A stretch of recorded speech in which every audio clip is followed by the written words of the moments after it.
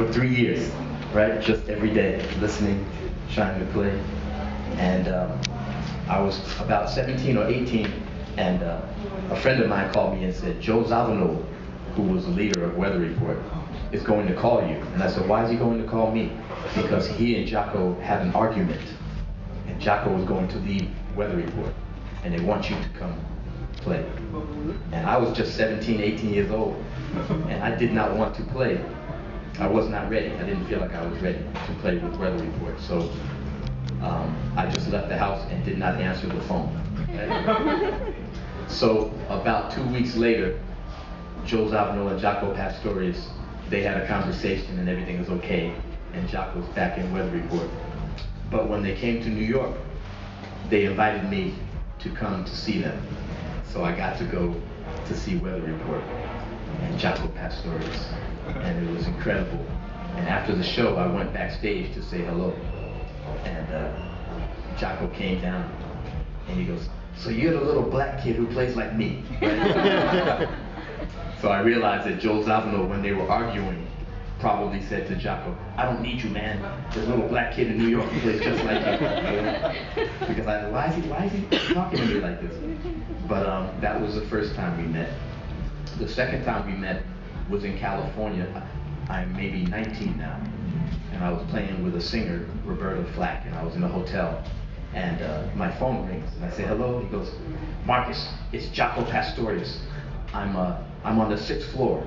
Come upstairs, and I will give you a bass lesson. Right?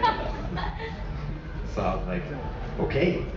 So I go up to the 6th floor and go into his room, and he's sitting there with his wife, and he says, play me something, you know?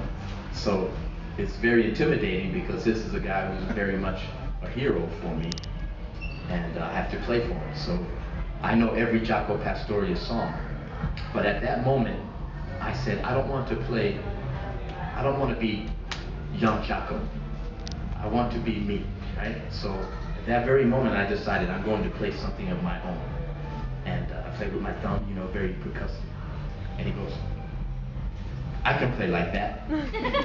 I just don't. And I said, good.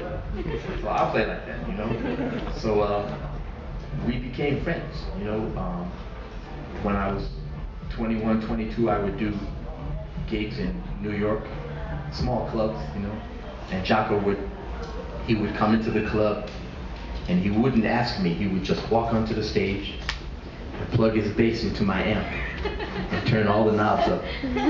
That's loud, and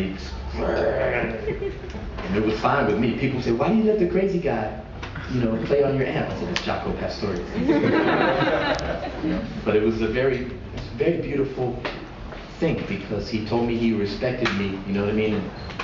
And towards the end of his life, the last time I saw him, he wasn't doing so well. You know, he was having emotional problems, you know? But I went to his, you know, I saw him in the street. He said, come to my house. And I went to his small apartment, very small apartment. And he said, man, I just want to let you know I always respected you, you know? And a couple of months later, he died, you know? So I feel very blessed to have been able to, you know, speak with him and make a connection with him, because he's so important to me, you know? Very important.